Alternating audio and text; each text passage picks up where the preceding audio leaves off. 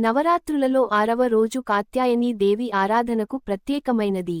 మహర్షి కాత్యాయనుడు చేసిన దీర్ఘ తపస్సుకు ప్రతిఫలంగా ఈ అమ్మవారు అవతరించారు.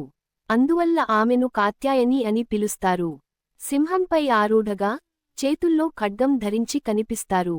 మహిషాసురుని సంహరించిన శక్తిరూపిణి. ప్రాముఖ్యత: అమ్మవారిని ఆరాధిస్తే వివాహంలో అడ్డంకులు తొలగుతాయి. కుటుంబ సౌఖ్యం. 5. హారతి ఇచ్చి ప్రార్థన చేయాలి.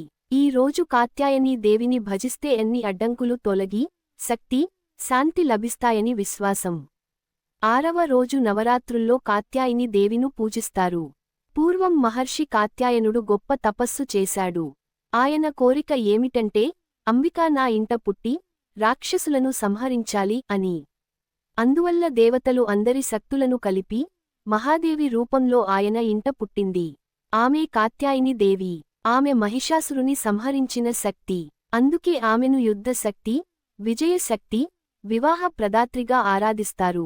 సింహవాహనంపై ఆరూఢమై ఉంటుంది. 4 చేతులు కలిగి ఉంటుంది. ఒక చేతిలో ఖడ్గం, ఒక చేతిలో కవచం, ఒక చేతిలో పద్మం, మరో చేతిలో అభయ హస్తం ఉంటుంది.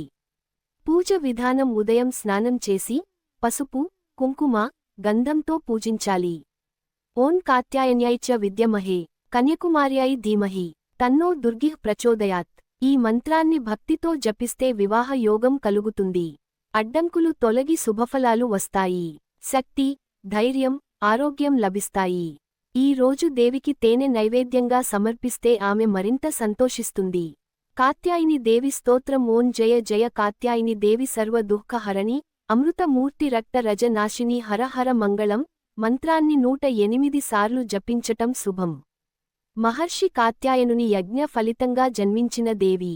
రాక్షసుల శక్తిని నివృత్తి చేయడానికి ఆరాధనీయమైన శక్తిమంతురాలు.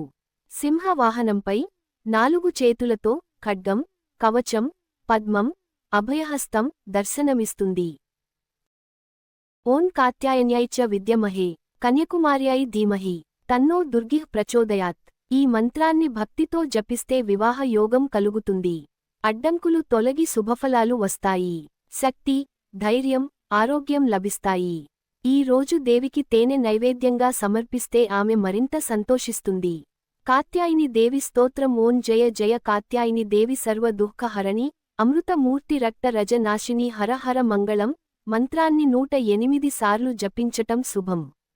మహర్షి కాత్యాయనుని యజ్ఞ ఫలితంగా జన్మించిన దేవి.